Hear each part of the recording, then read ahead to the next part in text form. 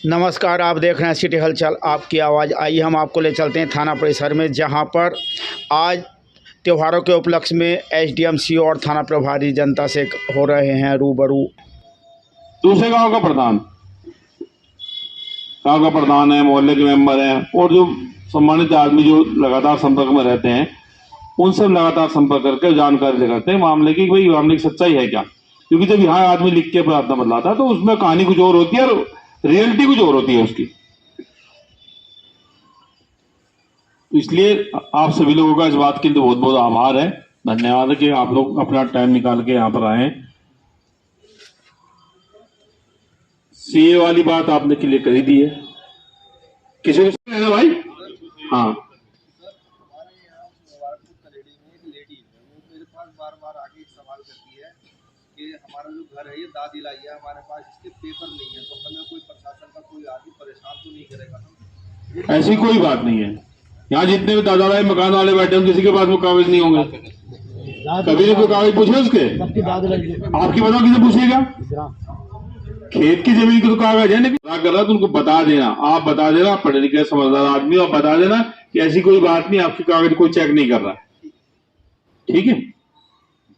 और आपको बताना भी है, आप सभी जिम्मेदार शख्स हैं। अगर कहीं कोई आदमी इस तरह की रूमर उड़ा रहा कि ये हो रहा, वो कर दिया, वो कर दिया, तो आपको समझाना भी है इस बात को कि भाई ऐसी कोई बात नहीं है, ये हम तो इसका कोई मतलब ही नहीं है। ये जो बाहर से लोग आए हैं और वो यहाँ की नागरिकता चाह रहे हैं, ये उनके लिए है, तो बता दें ताकि उसका समय रहते समाधान हो जाए। कहीं जुलूस को लेके या कहीं होलिका के जो होलिका दहन है उसके स्थल को लेके कहीं कोई विवाद है तो उसको बता दें भी भाई। है किसी गांव में?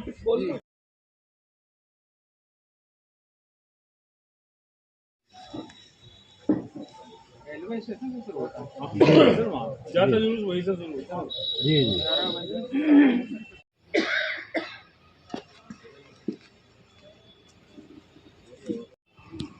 समय निकाल कर, कीमती समय निकाल करके आप लोग इस मीटिंग में पार्टिसिपेट कर रहे हैं। ये आज का मीटिंग हम लोग, जैसा कि एसडीएम साहब ने बताया अभी, कि आज की मीटिंग हम लोग आगे आने वाले जो कुछ प्रमुख जो त्यौहार हैं और साथ में चुनाव का भी समय है और भी कुछ प्रमुख बिंदु हैं जिसके संबंध में हम लोग बातचीत करने के लिए आपसे बाकी और चीज़ों की जानकारी के संबंध में हम लोग ये मीटिंग ऑर्गेनाइज किए हुए हैं। तो आज के मीटिंग का मुख्य एजेंडा यही था कि एक तो आज से रमज़ान का पवित्र महीना भी स्टार्ट हो गया है। इस संबंध में सबसे पहले तो आप सभी को ढेर सारी बधाइयाँ और शुभकामनाएं कि आप सभी के लिए सुखद रहे और सकुशल आप सभी इसको एंजॉय कर सकें, पूरे त्यौहार को, पूरे एक महीने को। और इसके बाद आगे आने वाले 10-12 दिन के बाद होली भी है, तो होली में जुलूस भी निकलते हैं और रंगों का त्यौहार होता है। साथ में होलिका दहन के लिए होलिका भी लगाई जाती हैं। तो उस संबंध में आप लोगों से हम लोगों को जानकारी चाहिए होगा कि क्या क्या, जो कि आप लोग यहाँ पे काफ़ी पुराने यहाँ के निवासी आप सभी लोग हैं। और बाकी क्या है कि पुलिस और प्रशासन जो है लगातार चेंज होता रहता है, तो आप सभी लोग अस्थायी निवासी हैं, तो यहाँ के बारे में आप सब लोग काफ़ी बेहतर तरीके से जानते हैं। और शांति व्यवस्था स्थापित रखने में आप सभी का सहयोग सबसे इम्पोर्टेंट होता है। अगर आपका सहयोग रहेगा तो यहाँ पे कानून व्यवस्था की स्थिति और साथ में शांति व्यवस्था बिल्कुल आसानी से बनी रह सकती है। पुलिस प्रशासन सिर्फ एक माध्यम होता है जिसके माध्यम से हम लोग सिर्फ आपको अवेयर कर सकते हैं, आपका सहयोग ले सकते हैं, लेकिन कहीं भी कानून व्यवस्था की स्थिति में सबसे मुख्य भूमिका, मुख्य जिम्मेदारी वहाँ के लोगों की होती है जो वहाँ के स्थायी निवासी होते हैं। हम लोग तो एक सेवक की तरह हैं जो कहीं से भी आ गए, यहाँ पे आपको सर्विस दिए, सेवा दिए, आपके सहायता की, उसके बाद फिर हम लोग यहाँ से कहीं और चले गए। तो आप लोगों को ज़्यादा बेहतर तरीके की जानकारी हो पाती है कि यहाँ के बारे में कैसे क्या क्या चीज़ें हैं, किन किन बिंदुओं पर ध्यान देने की जरूरत पड़ सकती है और किन किन बिंदुओं पर ध्यान देना चाहिए पिछले समयों में। तो इसके बाद जो हम लोग का मेन जो त्यौहार है, चुनाव का त्यौहार, ये भी एक त्यौहार है। तो हाँ, इससे बड़ा कोई त्यौहार नहीं है ये। हाँ, ये सभी के लिए त्यौहार होता है, इससे बड़ा कोई त्यौहार नहीं है। तो चुनाव को भी सकुशल संपन्न कराएं हम लोग। आप लोगों को कुछ इनपुट रहेगा, कुछ बात हुआ, कुछ जानकारी देना होगा, तो आप जरूर हम लोग को अपने सुझाव या फिर जो भी कुछ इशू मुद्दे होंगे आप लोग जरूर हम लोग अवगत कराइएगा। और इसके बाद एक जो कल नोटिफिकेशन आया सीएए का, उसके बारे में हम लोग थोड़ा सा आपको बताना चाहेंगे कि ये 4 मुख्य बिंदु थे जिसकी वजह से हम लोग आज मीटिंग ऑर्गेनाइज किए हैं थाने पर। तो चौथा बिंदु जो है ये CAA का था, सिटीजनशिप अमेंडमेंट एक्ट का। आजकल तो ऐसा सोशल मीडिया का समय है कि जो नहीं भी जानते हैं सोशल मीडिया पे आसानी से समझ सकते हैं, लेकिन 2 तरीके होते हैं। एक है कि सही जानकारी करना और दूसरा है अफवाह के झांसे में आ जाना। दोनों में बहुत डिफरेंस होता है। तो सही जानकारी हम लोग होना चाहिए, इसीलिए हम लोग सोचे कि एक बार मीटिंग करके बता भी दें ताकि सबको जानकारी भी हो जाए, और साथ में आप लोगों को यूट्यूब के माध्यम से या फिर और भी सोशल मीडिया प्लेटफॉर्म्स पे बहुत सारे तरीके से उसकी पेपर कतरन वगैरह होंगी या फिर और भी उसके जो फॉरवर्ड हो रहे होंगे मैसेजेज, उसके माध्यम से आपको जानकारी हो गई होगी कि CAA है क्या। CAA अलग होता है, NRC अलग होता है। काफ़ी हद तक लोग जानते होंगे। CAA अलग होता है, सिटीजनशिप अमेंडमेंट एक्ट। 1955 में एक एक्ट बनाया गया था, सिटीजनशिप एक्ट बनाया गया था, नागरिकता अधिनियम 1955।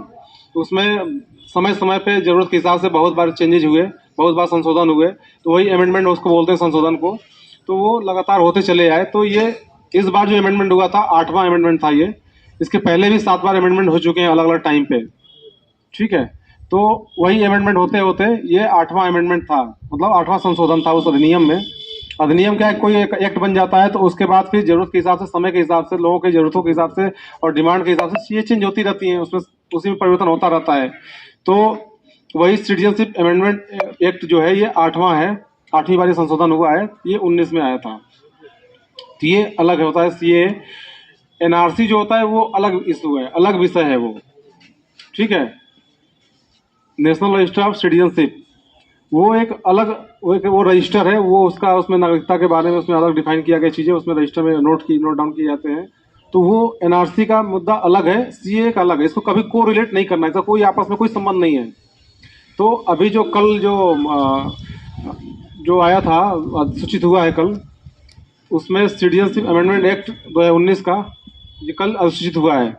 इसमें जो प्रावधान दिया गया है उसमें पाकिस्तान से, अफगानिस्तान से और बांग्लादेश से, ये 3 देशों से जो वहाँ के अल्पसंख्यक लोग हैं, जो वहाँ के अल्पसंख्यक हैं, उनके साथ कभी भी कुछ गलत हुआ हो, सही हुआ, जो भी हुआ, जिसकी वजह से होगा पलायन करके अगर आए हो किसी देश में, इंडिया में अगर आए हुए हैं वहाँ से पलायन होकर के, तो फिर उनके लिए नागरिकता के संबंध में प्रावधान दिया गया है। ये एक इंक्लूसिव प्रोग्राम है, इंक्लूसिव एक्ट है ये। मीन्स कि जो बाहर से किसी कारणवश अगर पलायन होकर के इधर आ गए हैं, वो चाहते हैं, जो अगर आ गए हैं, उसमें भी समय दिया हुआ है 31 दिसंबर 2014।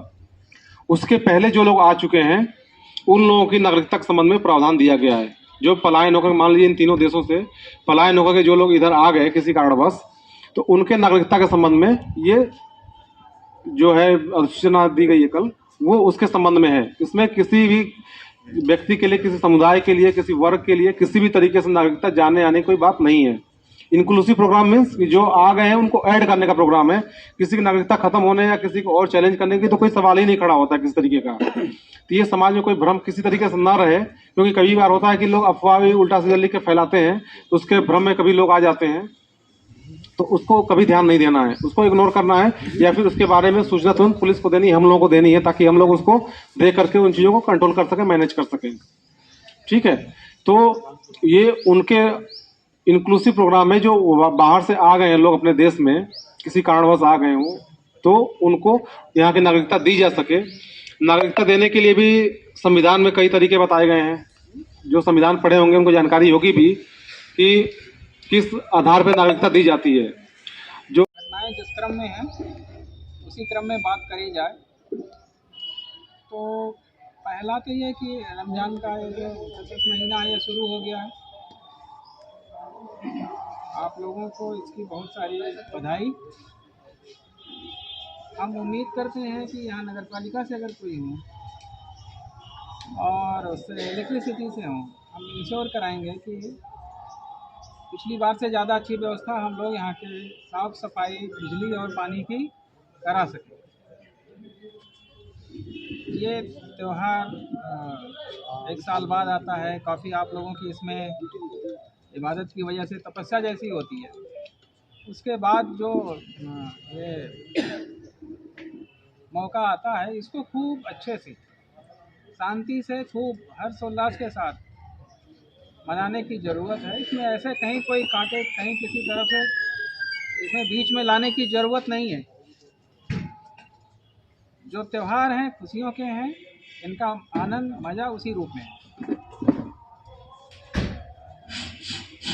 तो उम्मीद है कि हम उस पर खरे उतरेंगे। और आप कि अभी कल जिस नोटिफिकेशन की बात हो रही थी, सीईओ साहब ने अभी डिटेल में बताया। सच ये है कि इतनी जानकारी सबको नहीं थी।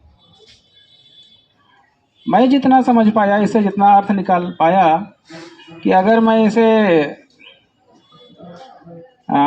लेमैन लैंग्वेज में या सामान्य आदमी की समझ के मुताबिक बात करूं, तो ये नोटिफिकेशन या ये कानून उनके बारे में है जो हमारी सरहद पार करके बाहर से आने वाले हैं।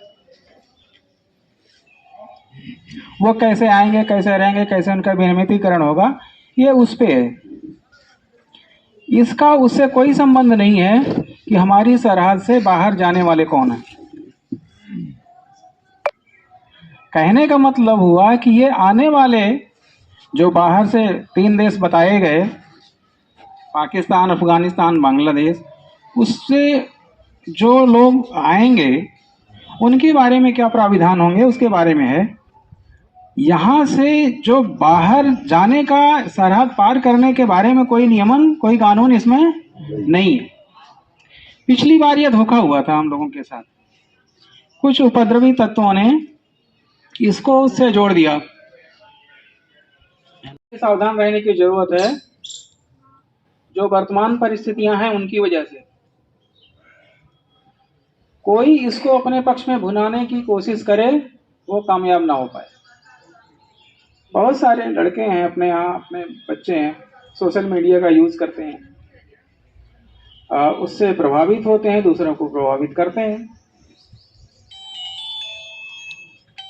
इसके बाद भी मान लीजिए किसी के उड़ पड़ के पड़ ही गए, तो उसको इस तरह से समझ करके कि ये अनजाने में हुआ होगा, उसको इग्नोर किया जाए। और अच्छा तो ये रहेगा ये